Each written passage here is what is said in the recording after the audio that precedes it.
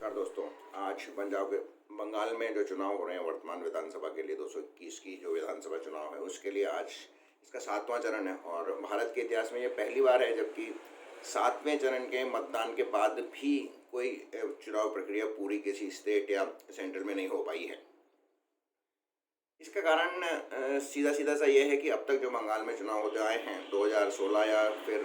2019 की भी बात करें या उससे पहले 2018 में जब लोकल बॉडीज़ के और पंचायतों के चुनाव हुए थे जिसमें जिस तरह से हिंसा हुई थी और जिस तरह से विपक्षी पार्टियों को वोट नहीं देने दिया गया था या उनको नॉमिनेशन नहीं भरने दिया गया था, उसको चलते इस बार इसको चुनाव को 8 चरणों तक एक्सटेंड करना पड़ा और भारी भरकम सेंट्रल फोर्सेस का जिसमें CISF और CRPF है उनको वहाँ पे डिप्लॉय करना पड़ा। अब तक जो 6 दौर का चुनाव हुआ है उसमें आपने देखा होगा कि 1 या 2 जगह हिंसा हुई, विशेषकर एक जगह वहाँ पर जहाँ पर 4 लोग की मृत्यु हुई थी और इसके अलावा एक और भी कोई मृत्यु हुई थी। 5 कुल मृत्यु हुई थी उस विधानसभा के क्षेत्र में, लेकिन अभी तक कहीं भी किसी भी पोल पर रीपोल का ऑर्डर नहीं दिया गया है। तो ये आप इस तरह से कह सकते हैं कि एक तरह से सुरक्षा बलों की ये कामयाबी है कि उन्होंने शांतिपूर्वक चुनाव करवाया और चुनाव प्रक्रिया को सुचारू रूप से होने दिया। तो इसके लिए आप जरूर प्रशंसा कर सकते हैं सुरक्षा बलों की और चुनाव आयोग की भी। अब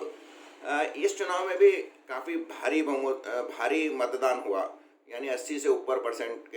ऊपर ही लगभग सभी जगह हुआ ऑन एन एवरेज। इसका कारण क्या है? ये कोई बढ़ा हुआ मतदान नहीं है क्योंकि पहले भी बंगाल में 80 से ऊपर प्रतिशत मतदान होता रहा था। कारण इसका ये है, पहले जो मतदान होता था उसमें ऐसा बताया जाता है सूत्रों और जानकारों का या राजनीतिक विश्लेषकों का या प्रत्यक्षदर्शियों का कहना है कि जो पहले मतदान होता था वो छापा मतदान होता था, यानी कि 10-11 बजे तक तो वास्तव में मतदान होता था, उसके बाद मतदाताओं को वहाँ पर आने नहीं दिया जाता था और जो पोलिंग बूथ में जो विशेषकर जो रूलिंग पार्टी थी उसके जो एजेंट होते थे वो ही मतदान को पूरा कर देते थे और 80% तक ले आते थे और उनकी बड़ी आसानी से जीत हो जाती थी। ये वाम दलों के शासन में भी हुआ और ये अभी ममता बनर्जी के शासन में भी ऐसा ही हुआ, जब केवल इतना हो कि वही प्रक्रिया वाम दलों से शिफ्ट होकर ममता बनर्जी के दल के पास आ गई। हालांकि बंगाल में हिंसा का दौर बहुत पुराना है, कांग्रेस के ज़माने से है, वो चला आ रहा है। पहले कांग्रेस करती थी, उसके बाद वाम दल हुए और उसको वही जो दल थे जो हिंसा में लोग रहते थे वो ममता बनर्जी की तरफ शिफ्ट हो गए। 2011 या 2007 में वाम दलों से छूटने के लिए ममता बनर्जी ने बंगाल में एक मुहिम छेड़ी थी। उन्होंने काफ़ी जमकर प्रचार किया था और काफ़ी अपने पक्ष में भी 2007 में माहौल बनाया था, लेकिन उस समय वो जीत नहीं पाई क्योंकि उस समय यदि वो बीजेपी के साथ समझौता करती तो शायद उसको बढ़त मिलती, लेकिन ऐसा नहीं हुआ। लेकिन 2011 में परिवर्तन के नाम पर, 2007 में एक और बात हुई थी कि परिवर्तन के नाम पे वो लड़ना चाहती थी और परिवर्तन के नाम पे खुद CPM ने ही अपने मुख्यमंत्री को ज्योति बसु से हटा के बुद्धदेव भट्टाचार्य को लगा दिया था। तो उन्होंने ये कहा था कि आप परिवर्तन चाहते तो परिवर्तन तो हम ही खुद कर देते। तो शायद एक ये कारण रहा था कि 2007 में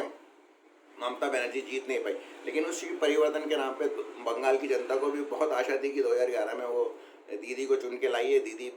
खालिश बंगाली है और ग्रास रूट पॉलिटिशियन है, जनता के दुख दर्द को समझती है, तो वो एक अच्छा काम करेगी। लेकिन 2016 में फिर उन्होंने दीदी पे विश्वास जताया क्योंकि तब तक उनके पास कोई ऑल्टरनेटिव नहीं था। लेकिन 2021 के आते आते जनता वहाँ से खासी परेशान हो गई है, विशेषकर कट मनी वगैरह वगैरह जो भी टर्मिनोलॉजी यूज़ की गई है वहाँ पर इतना मुश्किल था कि जो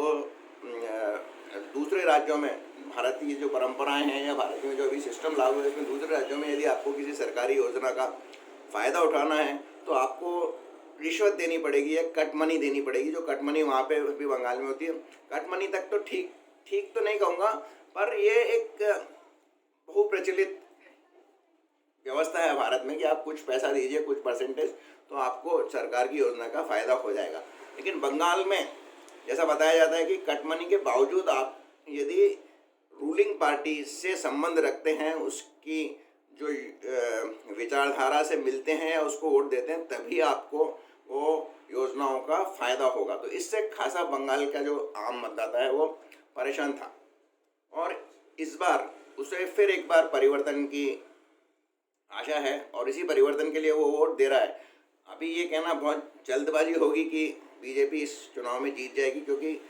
एक्चुअल में बीजेपी जीत रही है ये नहीं जीत रही है, ये तो आपको 2 मई को 11 या 12 बजे के बाद ही क्लियर हो पाएगा। तब तक दोनों पार्टियां क्लेम करेंगी कि हम जीत रहे हैं। मैं आपको कह रहा हूं कि 11 बजे 2 तारीख को, यानी जब मतगणना के 5-6 दौर हो चुके होंगे, तब तक भी दोनों पार्टियां, चाहे टीएमसी हो चाहे भाजपा हो, वो क्लेम करेंगे कि हम जीत रहे हैं। यहाँ सकती कहीं ना कहीं क्लेम कांग्रेस वाले भी करेंगे, पर यहाँ तो मेरे को जैसे है कि कांग्रेस ने तो अपने पत्ते डाल दिए हैं, वो वैसे ही चुनाव से बाहर हो गए और कहीं ना कहीं डायरेक्टली या इनडायरेक्टली वो टीएमसी का समर्थन कर रहे हैं और चुनाव को बहुत सक्रिय रूप से नहीं लड़ रहे हैं। तो ये कारण है कि बंगाल की जनता काफ़ी परेशान हो चुकी है उस कैडर से, क्योंकि ममता बनर्जी के विरुद्ध भले इतना एंटी इनकम्बेंसी नहीं हो, लेकिन जो कैडर है उसके प्रति ज़बरदस्त एंटी इनकम्बेंसी, और उस कैडर के विरुद्ध ही जनता वोट दे रही है। और इसीलिए बावजूद इसके कि कोरोना की महामारी के जनता 80 से 80% से ऊपर लाइनों में लग के वोट दे रही है, और वैसा ही आज और अगले एक चरण में भी होगा। तो एक तो ये कारण है, और दूसरा कारण बीजेपी के लिए ये स्टेट बहुत इंपॉर्टेंट है, क्योंकि ये बांग्लादेश से लगता है, यहाँ पर इंसर्जेंसी का बहुत ज़बरदस्त मामला है और मुस्लिम तुष्टीकरण जो यहाँ पर है वो अपने पीक पे है। और यदि कोई भाजपा, इसमें कोई दो राय नहीं है कि हिंदूवादी पार्टी है, और मुस्लिमों को रोकने के लिए ये एक उसका टेस्ट केस होगा, क्योंकि इसके अलावा 2-3 राज्य और हैं जहाँ पर कन्वर्शन और मुस्लिमों की आबादी बहुत बढ़ती जा रही है। तो यहाँ जीतना भाजपा के लिए बहुत ज़रूरी है, इसलिए भाजपा भी इसको पूरी गंभीरता के साथ ले रही है, इन स्पाइट ऑफ पूरे क्रिटिसिज्म के कि कोरोना के दौरान वो दौरे कर रहे हैं, प्रधानमंत्री ध्यान नहीं दे रहे हैं, इमीडिएटली आफ्टर चीफ मिनिस्टर्स की मीटिंग के वो चुनाव रैली, वहीं से डिजिटल रैली संबोधित कर रहे हैं। तो ये सब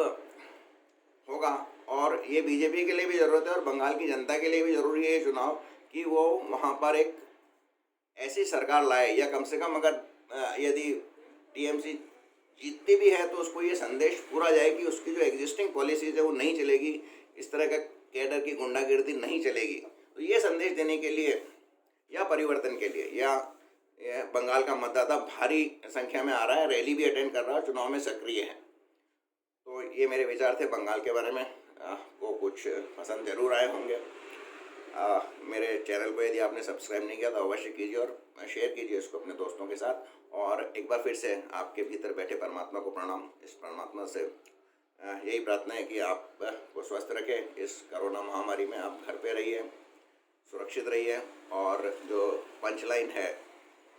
मास्क है जरूरी, 2 गज दूरी वो बनाए रखिए और सुरक्षित रहिए। बहुत बहुत धन्यवाद मुझको इतनी देर तक झेलने के लिए।